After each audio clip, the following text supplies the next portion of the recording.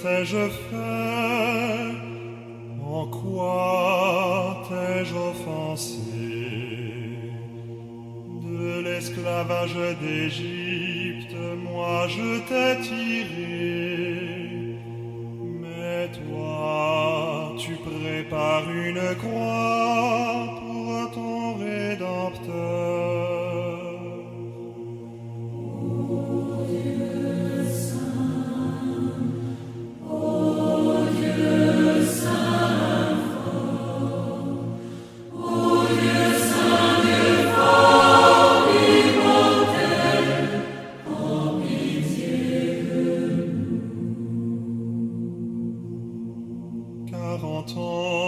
Je t'ai conduit à travers le désert, je t'ai nourri de la manne, et je t'ai fait entrer dans la terre promise.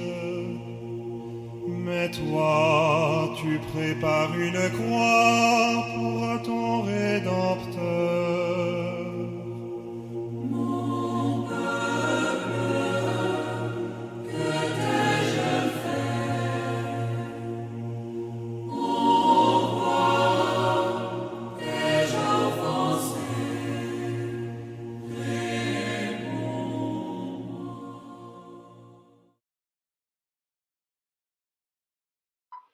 Première station, Jésus est condamné.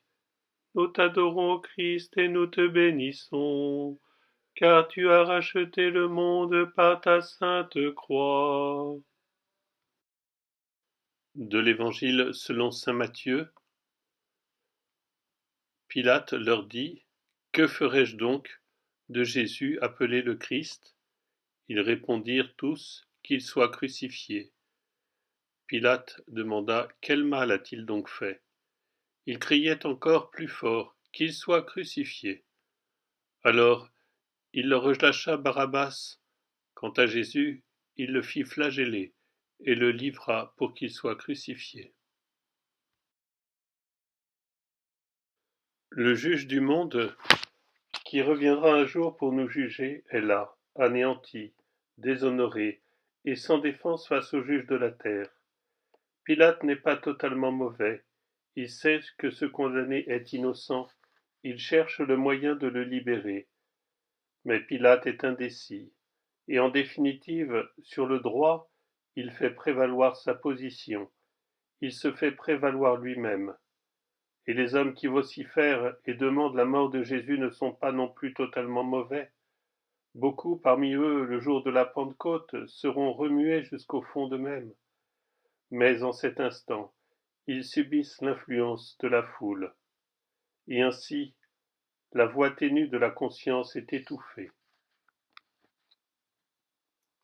Seigneur, tu as été condamné à mort, car la peur du regard des autres a étouffé la voix de la conscience.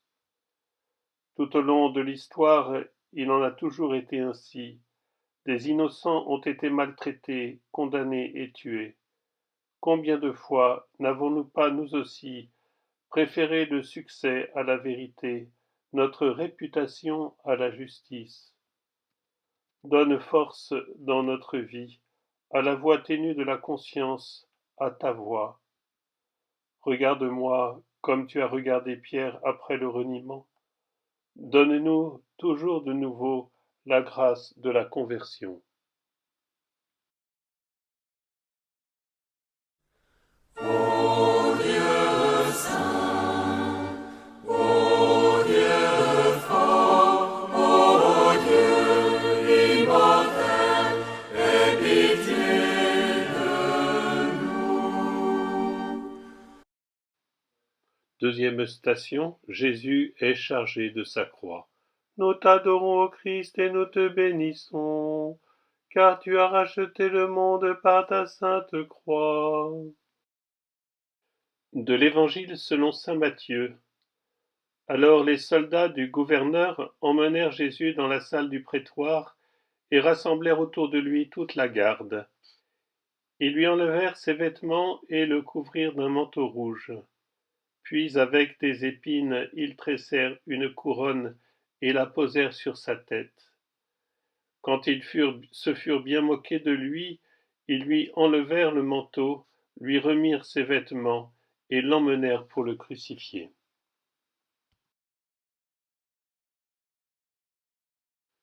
Jésus, condamné comme prétendu roi, est raillé, mais dans la dérision apparaît cruellement la vérité. Combien de fois les insignes du pouvoir portés par les puissants de ce monde ne sont-ils pas une insulte à la vérité, à la justice et à la dignité de l'homme? Combien de fois leurs cérémonies et leurs grands discours ne sont en vérité rien d'autre que de pompeux mensonges, une caricature de la tâche qui est la leur, se mettre au service du bien. Jésus, celui dont on se moque et qui porte la couronne de la souffrance, est pour cela précisément le vrai roi. Son sceptre est justice. Le prix de la justice est souffrance en ce monde. Prions. Seigneur, tu t'es laissé tourner en dérision et outragé. Aide-nous à ne pas nous joindre à ceux qui se moquent de celui qui souffre et de celui qui est faible. Aide-nous à reconnaître ton visage en ceux qui sont humiliés et mis à l'écart. Aide-nous à ne pas nous décourager devant les moqueries du monde, quand l'obéissance à ta volonté est tournée en dérision. Nous te confions tous les artisans de paix et de justice en ce monde. Moi, j'ai pour toi frappé l'Égypte, j'ai fait mourir ses premiers-nés. Toi, tu m'as livré flagellé. Ô mon peuple, que t'ai-je fait, réponds-moi. Ô Dieu saint, ô Dieu fort, ô Dieu immortel, aie pitié de nous. Troisième station, Jésus tombe pour la première fois. Nous t'adorons, Christ, et nous te bénissons, car tu as racheté le monde par ta sainte croix. Du livre du prophète Isaïe. En fait, c'étaient nos souffrances qu'il portait, nos douleurs dont il était chargé. Et nous pensions qu'il était frappé, meurtri par Dieu, humilié. Or, c'est à cause de nos révoltes qu'il a été transpercé, à cause de nos fautes qu'il a été broyé. Le châtiment qui nous donne la paix a pesé sur lui. Par ses blessures, nous sommes guéris. Nous étions tous errants comme des brebis. Chacun suivait son propre chemin. Mais le Seigneur a fait retomber sur lui nos fautes à tous. Dans la chute de Jésus sous le poids de la croix, apparaît tout son parcours, son abaissement volontaire pour ôter notre orgueil. Et en même temps apparaît la nature de notre orgueil, l'arrogance avec laquelle nous voulons nous émanciper de Dieu, l'arrogance avec laquelle nous croyons ne pas avoir besoin de Dieu et de son amour éternel, l'arrogance avec laquelle nous voulons maîtriser notre vie tout seuls. Dans cette rébellion contre la vérité, dans cette tentative d'être nous-mêmes des dieux, d'être créateurs et juges de nous-mêmes, nous tombons et nous finissons par nous détruire nous-mêmes. L'abaissement de Jésus est la guérison de notre orgueil et de notre autosuffisance. Prions. Seigneur, sous le poids de la croix, tu es tombé à terre. Le poids de notre péché, le poids de notre orgueil t'a terrassé. Tu as voulu venir à nous, nous qui, en raison de notre orgueil, gisons à terre. L'orgueil qui nous a fait penser que nous pouvions maîtriser et utiliser la vie jusqu'à espérer vaincre la mort par nous-mêmes, alors qu'en vérité, nous ne faisons rien d'autre qu'humilier toujours plus profondément la dignité de l'homme. Seigneur, Aide-nous parce que nous sommes tombés. Aide-nous à abandonner notre orgueil destructeur, en apprenant par ton humilité à nous relever de nouveau. Nous te prions pour tous les hommes, les femmes, les enfants victimes de l'arrogance des hommes de pouvoir et de science. Et en ce temps d'épidémie, apprends à notre société le chemin de l'humilité. Moi, devant toi, j'ouvris la mer. Toi, tu m'as ouvert de ta lance. Ô mon peuple, que t'ai-je fait pour moi? Ô Dieu saint, ô Dieu fort, ô Dieu immortel, aie pitié de nous. Quatrième station, Jésus rencontre sa mère. Nous t'adorons, Christ, et nous te bénissons, car tu as racheté le monde par ta sainte croix. De l'Évangile selon saint Luc. Siméon les bénit, puis il dit à sa mère, Marie, « Voici que cet enfant provoquera la chute et le relèvement de beaucoup en Israël. Il sera un signe de contradiction, et toi-même, ton âme sera traversée d'un glaive. Ainsi seront dévoilées les pensées qui viennent du cœur d'un grand nombre. » Jésus descendit avec eux pour se rendre à Nazareth, et il leur était soumis. Sa mère gardait dans son cœur tous ces événements. Sur le chemin de croix de Jésus se trouve aussi Marie, sa mère. Durant la vie publique de son fils, elle avait dû se tenir à l'écart pour faire place à la nouvelle famille de Jésus, à la famille naissante de ses disciples. On voit à présent qu'elle est la mère de Jésus, non seulement dans son corps, mais dans son cœur. Elle avait entendu de la bouche du vieux Siméon, « Et toi-même ton cœur sera transpercé par une épée. » Elle se souvenait des paroles des prophètes, « Maltraité, il s'humilie, il n'ouvre pas la bouche, comme un agneau conduit à l'abattoir. » À présent, tout devenait réalité. Dans son cœur, elle avait toujours conservé la parole de l'ange qui lui avait dit, quand tout avait commencé, « Sois sans crainte, Marie. » Les disciples se sont enfuis, elle non. Elle reste là, avec son courage de mère, avec sa fidélité de mère, avec sa bonté de mère, avec sa foi, qui résiste dans l'obscurité et qui apporte au Christ une grande consolation. Prions. Sainte Marie, Mère du Seigneur, tu es restée fidèle quand les disciples se sont enfuis et que tu as cru à l'heure de sa plus grande humiliation. Ainsi, à l'heure de la croix, à l'heure de la nuit la plus sombre du monde, tu es devenue Mère des croyants, Mère de l'Église.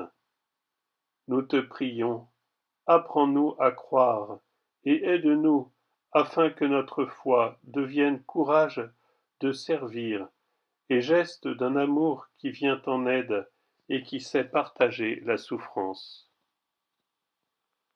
Nous te confions les mères et les femmes du monde entier, spécialement celles qui souffrent.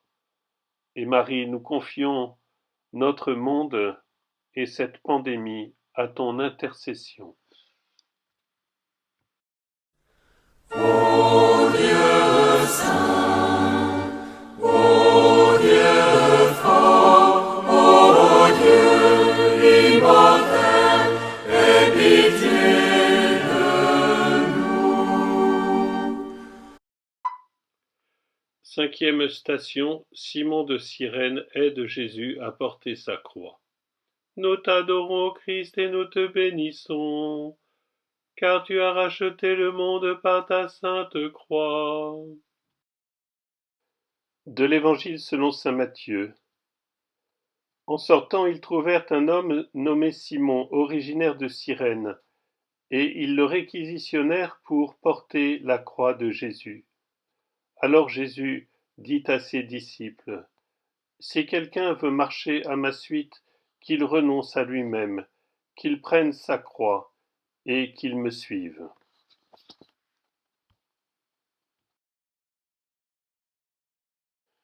Simon de Cyrène rentre du travail, il est sur le chemin du retour chez lui. Les soldats usent de leur droit de coercition et mettent la croix sur lui, robuste homme de la campagne. Quelle gêne a-t-il dû éprouver en se trouvant soudain mêlé au destin de ses condamnés. Il fait ce qu'il doit faire, avec certainement beaucoup de répugnance. Mais de cette rencontre involontaire est née la foi. En accompagnant Jésus et en partageant le poids de sa croix, le Cyrénéen a compris que marcher avec ce crucifié et l'assister était une grâce. Le mystère de Jésus souffrant et muet a touché son cœur.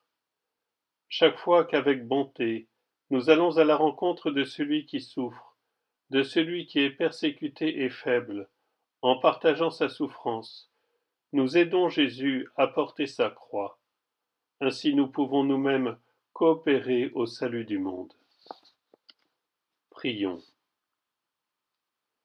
Seigneur, tu as ouvert les yeux et le cœur de Simon de Cyrène, en lui donnant par le partage de ta croix la grâce de la foi.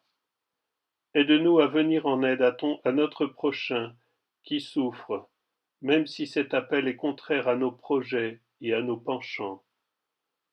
Donne-nous de connaître avec joie que c'est précisément en partageant ta souffrance et les souffrances de ce monde que nous devenons serviteurs du salut, et qu'ainsi nous pouvons contribuer à construire ton corps, l'Église.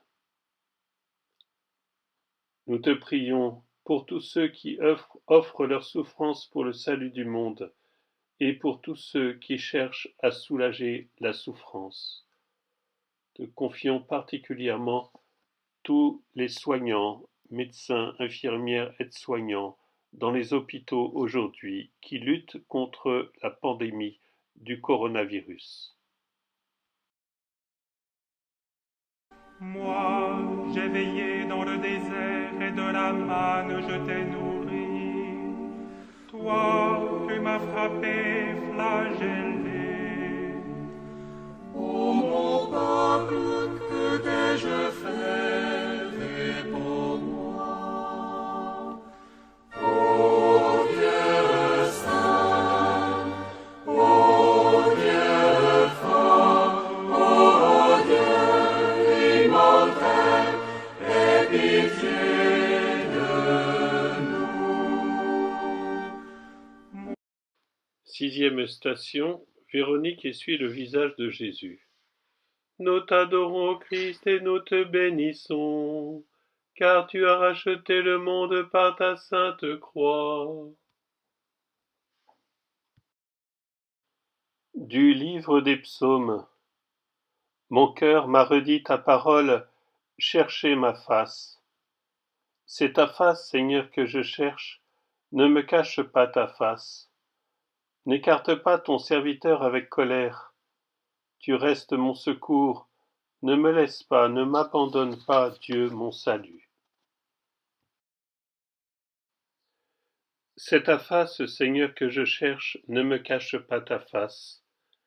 Véronique incarne l'aspiration de tous les croyants à voir le visage de Dieu.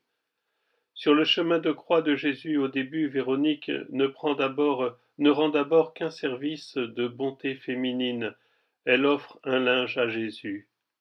Elle est l'image de la femme éprise de bonté, qui, dans le désarroi et l'obscurité des cœurs, garde le courage de la bonté et ne permet pas que son cœur s'obscurcisse. Au début, Véronique voit seulement un visage maltraité et marqué par la souffrance. Mais l'acte d'amour imprime dans son cœur la véritable image de Jésus. C'est seulement dans le cœur que nous pouvons voir Jésus. Seul l'amour nous rend capables de voir et nous rend purs. Seul l'amour nous fait reconnaître Dieu, qui est l'amour même. Prions. Seigneur, donne-nous l'inquiétude du cœur qui cherche ton visage. Protège-nous de l'obscurcissement du cœur qui ne voit que l'apparence des choses. Donne-nous la sincérité et la pureté qui nous rendent capables de voir ta présence dans le monde. Quand nous n'avons pas la capacité de faire de grandes choses, donne-nous le courage d'une humble bonté. Alors, nous montrerons au monde ton image.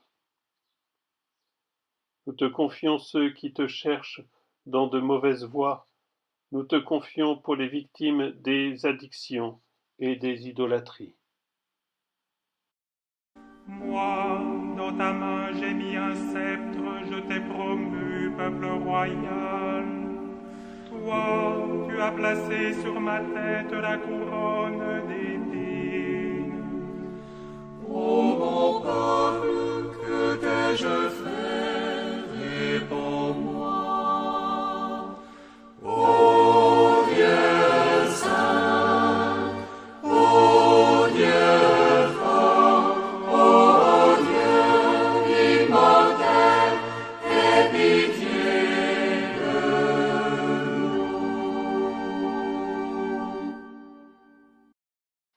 nous. 7e station, Jésus tombe pour la 2e fois. Nous t'adorons, ô Christ, et nous te bénissons, car tu as racheté le monde par ta sainte croix. Du livre des Lamentations. Je suis l'homme qui a connu la misère sous le bâton de ses emportements, moi qui l'a conduit et mené dans les ténèbres et non dans la lumière. D'un bloc de pierre il barre mes routes, il détourne mes sentiers. Il m'a broyé les dents avec du gravier, il m'enfouit dans la cendre. La tradition de la triple chute de Jésus et du poids de la croix rappelle la chute d'Adam, le fait que nous soyons des êtres humains déchus, et le mystère de la participation de Jésus à notre chute. Au cours de l'histoire, la chute de l'homme prend des formes toujours nouvelles. Dans sa première lettre, saint Jean parle d'une triple chute de l'homme, les désirs de la chair, les désirs des yeux et l'orgueil de la richesse. C'est ainsi que sur l'arrière-fond des vices de son temps, avec tous ses excès et toutes ses perversions, il interprète la chute de l'homme et de l'humanité. Cependant, nous pouvons penser aussi, dans l'histoire plus récente, que les chrétiens, en se détournant de la foi, ont abandonné le Seigneur. Les grandes idéologies, comme la banalisation de l'homme qui ne croit plus à rien et qui se laisse complètement aller, ont construit un nouveau paganisme, un paganisme plus mauvais, qui, en voulant mettre définitivement Dieu à part, a fini par se débarrasser de l'homme. L'homme gît ainsi dans la cendre. Le Seigneur porte ce poids. Il tombe et il tombe pour pouvoir venir jusqu'à nous. Il nous regarde afin que notre cœur se réveille. Il tombe pour nous relever. Prions. Seigneur Jésus-Christ, tu as porté notre poids et tu continues à nous porter. C'est notre poids qui te fait tomber. Mais que ce soit toi qui nous relèves, car seuls nous n'arrivons pas à nous relever de la cendre. Libère-nous de la puissance de la concupiscence. Détruis le pouvoir des idéologies, afin que les hommes reconnaissent qu'elles sont tissées de mensonges. Ne permets pas que le mur du matérialisme devienne insurmontable. Donne-nous l'espérance au milieu de toute obscurité, afin que nous puissions devenir porteurs d'espérance pour le monde. Seigneur, nous te prions pour les victimes des idéologies matérialistes et utopistes. Moi, j'ai pour toi frappé l'Égypte, j'ai fait mourir ses premiers-nés. Toi, tu m'as livré flagellé. Ô mon peuple, que t'ai-je fait, réponds-moi. Ô Dieu saint, ô Dieu fort, ô Dieu immortel, aie pitié de nous. 8e station, Jésus interpelle les filles de Jérusalem. Nous t'adorons, ô Christ, et nous te bénissons, car tu as racheté le monde par ta sainte croix. De l'Évangile selon saint Luc. Le peuple en grande foule le suivait, ainsi que des femmes qui se frappaient la poitrine et se lamentaient sur Jésus. Il se retourna et leur dit, « Filles de Jérusalem, ne pleurez pas sur moi, pleurez plutôt sur vous-mêmes et sur vos enfants. Voici venir des jours où l'on dira, heureuses les femmes stériles, celles qui n'ont pas enfanté, celles qui n'ont pas allaité. Alors on dira aux montagnes, tombez sur nous, et aux collines, cachez-nous. Car si l'on traite ainsi l'arbre vert, que deviendra l'arbre sec ?» Écoutez Jésus, alors qu'il fait des reproches aux femmes de Jérusalem qui le suivent et qui pleurent sur lui, nous fait réfléchir. Comment le comprendre? Ne s'agit-il pas de reproches adressés à une piété purement sentimentale qui ne devient pas conversion de foi vécue? Il ne sert à rien de pleurer sur les souffrances de ce monde avec des paroles et par des sentiments, alors que notre vie continue toujours égale à elle-même. C'est pourquoi le Seigneur nous avertit du danger dans lequel nous sommes nous-mêmes. Il nous montre la gravité du péché, la gravité du jugement. Malgré tous nos discours effrayés devant le mal et la souffrance des innocents, ne sommes-nous pas trop enclins à banaliser le mystère du mal? Le mal ne peut pas continuer à être banalisé devant l'image du Seigneur qui souffre. À nous aussi, le Seigneur déclare, « Ne pleurez pas sur moi, pleurez sur vous-même, car si l'on traite ainsi l'arbre vert, que deviendra l'arbre sec ?» Prions. Aux femmes qui pleurent, tu as parlé, Seigneur, de la pénitence, du jour du jugement, lorsque nous nous trouverons en présence de ta face, la face du juge du monde. Tu nous appelles à sortir de la banalisation du mal dans laquelle nous nous complaisons, de manière à pouvoir continuer notre vie tranquille. Tu nous montres la gravité de notre responsabilité, le danger d'être trouvé capable, coupable et stérile au jour du jugement. Aide-nous à ne pas nous contenter de marcher à côté de toi ou d'offrir seulement des paroles de compassion. Convertis-nous et donne-nous une vie nouvelle. Ne permets pas que, en définitive, nous restions là comme un arbre sec, mais fais que nous devenions des sarments vivants de toi, la vraie vigne, et que nous portions du fruit pour la vie éternelle.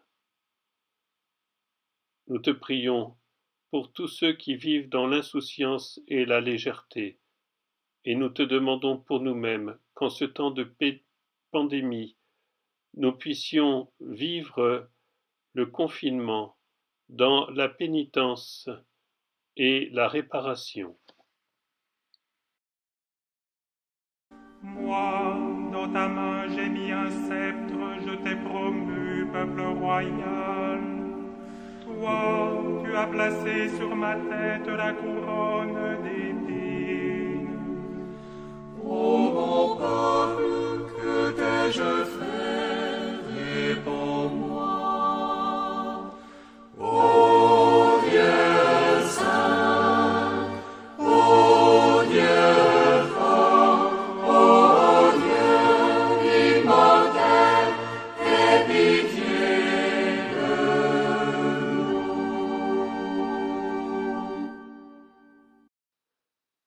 nous. 9e station, Jésus tombe pour la 3e fois.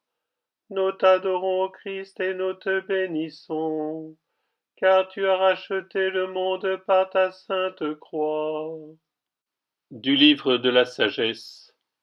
Il est bon pour l'homme de porter le joug dès sa jeunesse, qu'il reste assis solitaire en silence tant que le Seigneur le lui impose, qu'il tienne sa bouche contre terre, peut-être y a-t-il un espoir, qu'il tende la joue à qui le frappe, qu'il se laisse saturer d'insultes, car le Seigneur ne rejette pas pour toujours.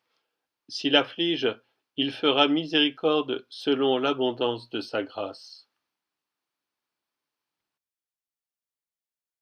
Que peut nous dire la troisième chute de Jésus sous le poids de la croix?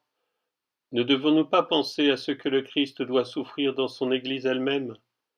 Combien de fois abusons-nous du Saint-Sacrement de sa présence? Dans quel cœur vide et mauvais entre-t-il souvent?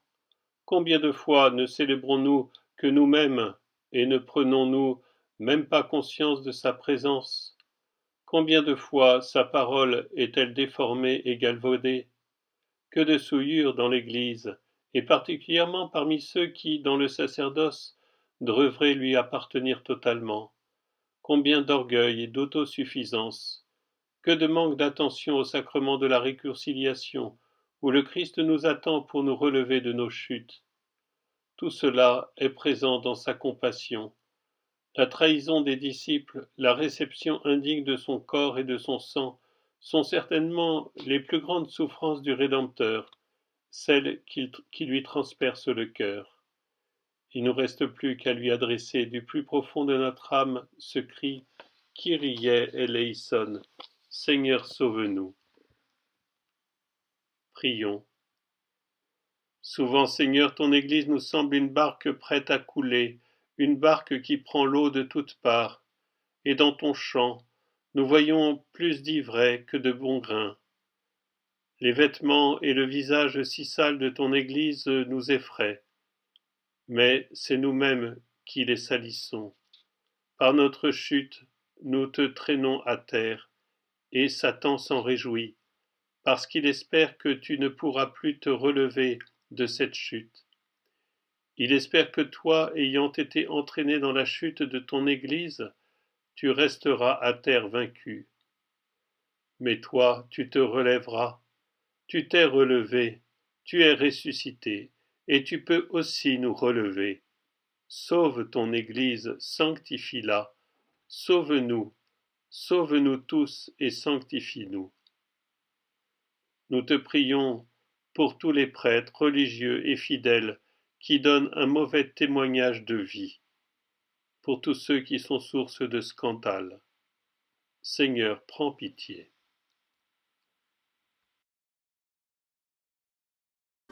Moi, devant toi, j'ouvris la mer. Toi, tu m'as ouvert de ta lance.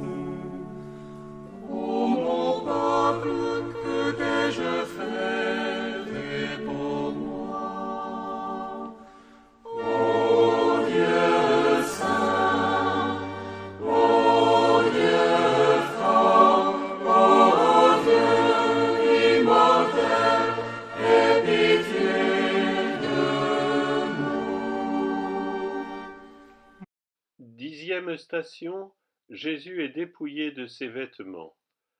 Nous t'adorons, ô Christ, et nous te bénissons, car tu as racheté le monde par ta sainte croix. De l'Évangile selon saint Matthieu. Arrivé en un lieu dit Golgotha, c'est-à-dire lieu du crâne, ils donnèrent à boire à Jésus du vin mêlé de fiel. Il en goûta, mais ne voulut pas en boire. Après l'avoir crucifié, ils se partagèrent ses vêtements en tirant au sort, et il restait là assis à le garder. Jésus est dépouillé de ses vêtements. Le vêtement donne à l'homme sa position sociale et lui donne sa place dans la société. Il le fait être quelqu'un. Être dépouillé en public signifie pour Jésus n'être plus personne, n'être rien d'autre qu'un exclu méprisé de tous. Le moment du dépouillement nous rappelle aussi l'exclusion du paradis. La splendeur de Dieu a disparu en l'homme qui maintenant se trouve là, nu et exposé, dénudé et honteux. De cette manière, Jésus assume encore une fois la situation de l'homme pécheur. Ce Jésus dépouillé nous rappelle le fait que tous, nous avons perdu notre premier vêtement, c'est-à-dire la splendeur de Dieu. Dans sa vie et sa passion, le Seigneur fait l'expérience de toutes les stations et de tous les degrés de la perdition humaine. Et chacun de ces degrés est, avec toute son amertume, une étape de la rédemption. C'est ainsi qu'il ramène au bercail la brebis perdue. Prions le Seigneur. Seigneur Jésus, tu as dépouillé de tes vêtements, exposé au déshonneur, exclu de la société. Tu t'es chargé du déshonneur d'Adam, et tu l'as guéri. Tu t'es chargé des souffrances et des besoins des pauvres, ceux qui sont exclus de ce monde. Donne-nous un profond respect de l'homme à tous les stades de son existence et dans toutes les situations où nous le rencontrons. Donne-nous le vêtement de lumière de ta grâce. Nous te confions tous les pauvres, tous ceux qui sont exclus, mis au banc de notre société.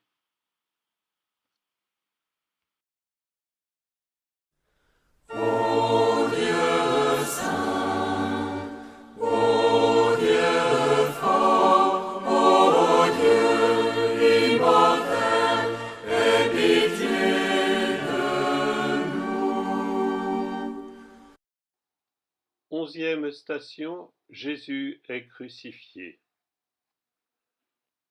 Nous t'adorons, Christ, et nous te bénissons, car tu as racheté le monde par ta sainte croix.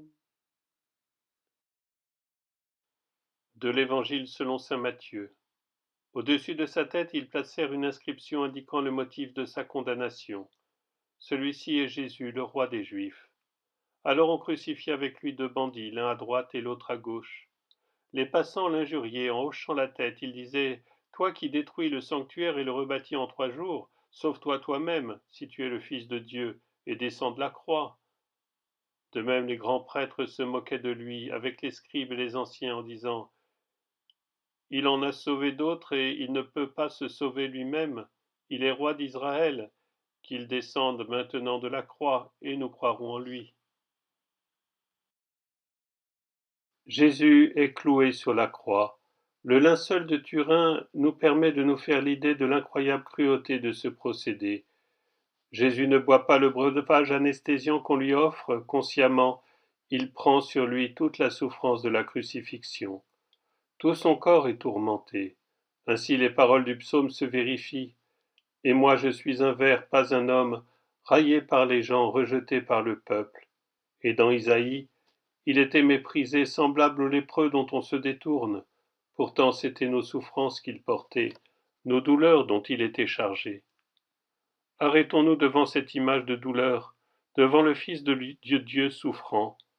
Regardons vers lui dans les moments où nous sommes présomptueux, portés à la jouissance, pour apprendre à respecter les limites et à voir la superficialité de tous les biens purement matériels. Regardons vers lui dans les moments de calamité et d'angoisse, pour reconnaître que c'est alors que nous sommes proches de Dieu. Cherchons à reconnaître son visage dans ceux que nous avons tendance à mépriser. Prions.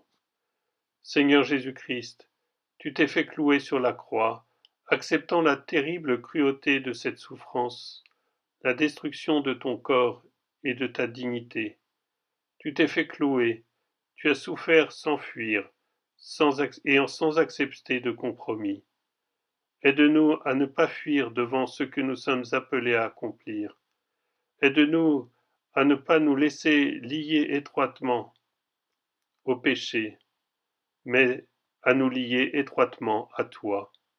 Aide-nous à démasquer la fausse liberté qui veut nous éloigner de toi. Aide-nous à trouver dans ce lien étroit avec toi la vraie liberté. Aide-nous, Seigneur, pendant ce temps de confinement, à ne pas nous distraire inutilement ou bêtement, mais à te chercher et à nous rapprocher de toi.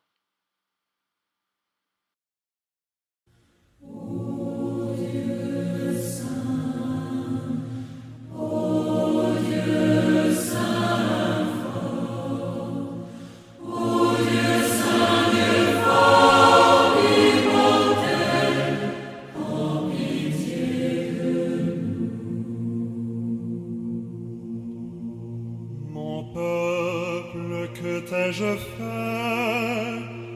En quoi t'ai-je offensé? De l'esclavage d'Égypte, moi je t'ai tiré.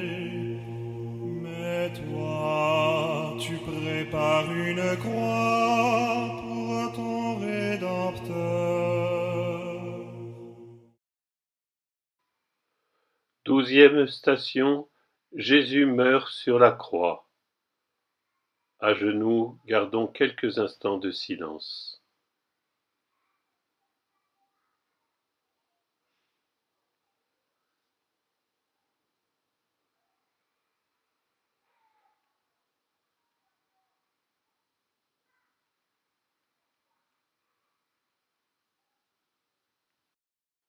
De l'Évangile selon saint Jean. Pilate avait rédigé un écriteau qu'il fit placer sur la croix. Il était écrit « Jésus le Nazaréen, roi des Juifs ». Beaucoup de Juifs lurent cet écriteau parce que l'endroit où l'on avait crucifié Jésus était proche de la ville et que c'était écrit en hébreu, en latin et en grec. Et de l'Évangile de Matthieu. À partir de la 6e heure, l'obscurité se fit sur toute la terre jusqu'à la 9e heure. Vers la 9e heure, Jésus cria d'une voix forte « Élie, Élie, lema sabachthani », ce qui veut dire « Mon Dieu, pourquoi m'as-tu abandonné ?» L'ayant entendu, quelques-uns de ceux qui étaient là disaient « Le voilà qui appelle le prophète Élie ». Aussitôt l'un d'eux courut prendre une éponge et la trempa dans une boisson vinaigrée. Il la mit au bout d'un roseau et la lui donnait à boire. Les autres disaient « Attends, nous verrons bien si Élie vient le sauver. » Mais Jésus, poussant de nouveau un grand cri, rendit l'esprit. À la vue du tremblement de terre et de ces événements, le centurion et ceux qui étaient avec lui qui gardaient Jésus furent saisis d'une grande crainte et dirent « Vraiment, celui-ci était le Fils de Dieu. » Sur la croix de Jésus, sur un écriteau, devant l'opinion publique mondiale, la royauté de Jésus est proclamée. Jésus lui-même n'avait pas accepté le titre de Messie, car il pouvait évoquer une idée erronée et purement humaine du pouvoir et du salut. Maintenant, le titre peut être écrit là, publiquement, au-dessus du crucifié. C'est ainsi qu'il est vraiment le roi du monde. Il est maintenant vraiment élevé. Dans sa descente, il est monté. Voici qu'il a radicalement accompli le commandement de l'amour. Il a accompli l'offrande de lui-même.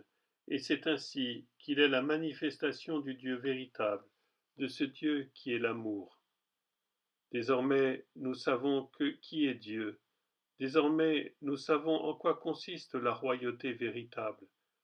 Jésus prie avec les paroles du psaume 21 qui commence ainsi « Mon Dieu, pourquoi m'as-tu abandonné ?»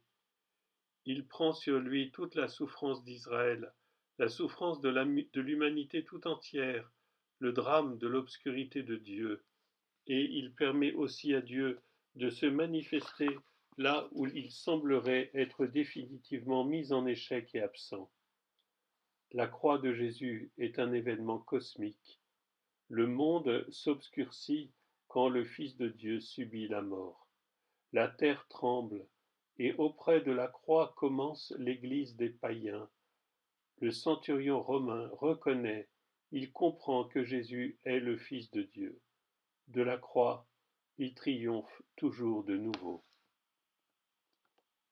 Prions. Seigneur Jésus-Christ, en cette heure de l'histoire contemporaine, nous vivons dans l'obscurité de Dieu. à cause de l'immense souffrance et de la méchanceté des hommes.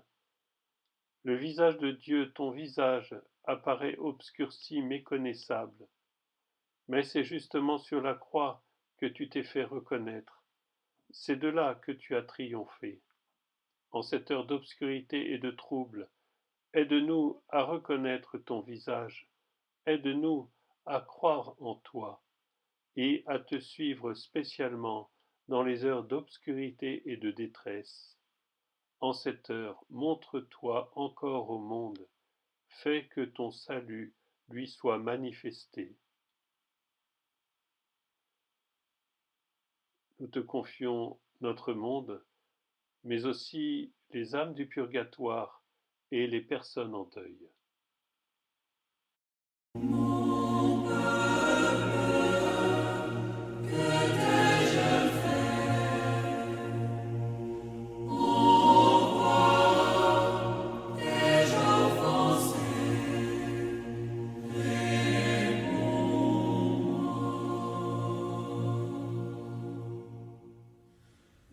Treizième station, Jésus est descendu de la croix.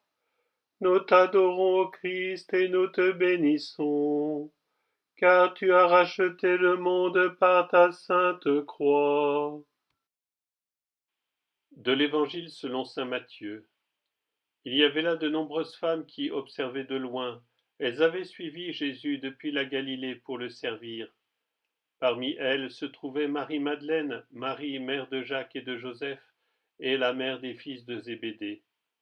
Comme il se faisait tard, arriva un homme riche, originaire d'Arimathie, qui s'appelait Joseph, et qui était devenu lui aussi disciple de Jésus. Jésus est mort, son cœur a été transpercé par une lance, il en est sorti du sang et de l'eau, image mystérieuse du fleuve des sacrements du baptême et de l'Eucharistie, par lesquels, à cause du cœur transpercé du Seigneur, l'Église renaît sans cesse.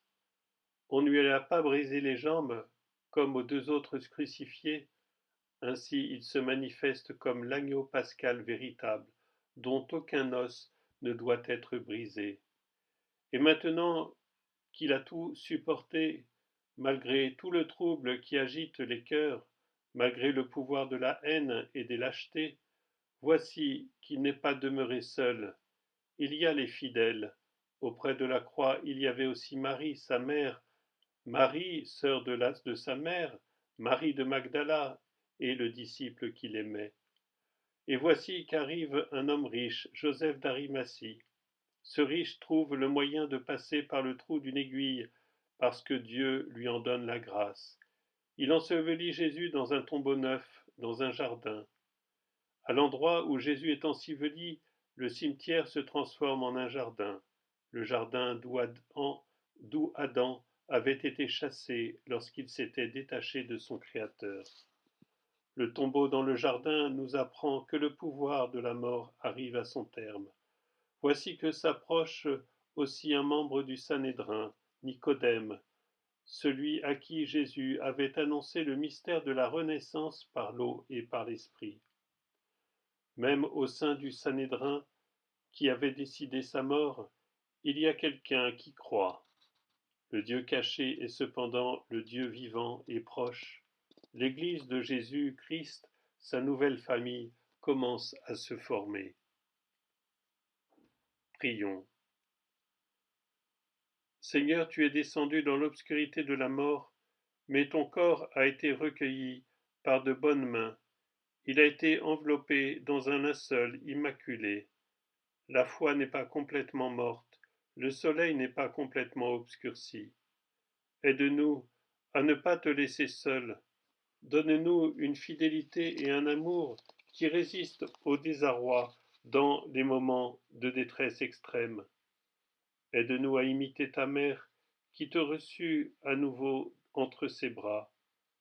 Aide-nous, aide les pauvres et les riches, aide les simples et les savants à regarder au-delà des peurs et des préjugés. 14e station, Jésus est mis au tombeau. Nous t'adorons, ô Christ, et nous te bénissons, car tu as racheté le monde par ta sainte croix. De l'Évangile selon saint Matthieu. Prenant le corps, Joseph l'enveloppa dans un linceul immaculé, et le déposa dans le tombeau neuf qu'il s'était fait creuser dans le roc. Puis il roula une grande pierre à l'entrée du tombeau et s'en alla. Or Marie-Madeleine et l'autre Marie étaient là, assises en face du sépulcre. Jésus, objet de mépris et d'outrage, est déposé avec tous les honneurs dans le tombeau neuf. Au moment de la mise au tombeau commence à s'accomplir la parole de Jésus. Amen, amen, je vous le dis, si le grain de blé tombé en terre ne meurt pas, il reste seul, mais s'il meurt, il porte beaucoup de fruits. Jésus est le grain de blé qui meurt. À partir du grain de blé mort commence la grande multiplication du pain qui dure jusqu'à la fin du monde. C'est le pain de vie, capable de rassasier l'humanité tout entière et de lui donner la nourriture de manière surabondante. Par la croix et la résurrection, le Verbe éternel de Dieu, qui pour nous s'est fait chair, s'est fait aussi pain. Sur le tombeau de Jésus resplendit le mystère de l'Eucharistie. Prions. Seigneur Jésus-Christ, aide-nous à aimer toujours davantage ton mystère eucharistique et à le vénérer, à vivre vraiment de toi, pain du ciel. Donne à tous les hommes de bonne volonté de reconnaître dans l'Eucharistie le signe du don extraordinaire de ton corps et de ton sang pour le salut du monde. Nous te prions pour tous ceux qui sont privés de l'Eucharistie. Nous te prions pour nous qui ne pouvons pas, en ces temps de confinement, communier, pour redécouvrir plus profondément ce que représentent ton corps et ton sang dans nos vies, et désirer retrouver le chemin de la communion dès que ce sera possible. Nous te louons, nous t'adorons, de ta croix a jailli la joie dans le monde. Nous te louons, nous t'adorons, de ta croix a jailli la joie dans le monde. Ô Christ, notre frère, venu nous sauver, de ta croix a jailli la joie dans le monde. Sagesse éternelle et Verbe de Dieu, de ta croix a jailli la joie dans le monde. Splendeur de la lumière éternelle,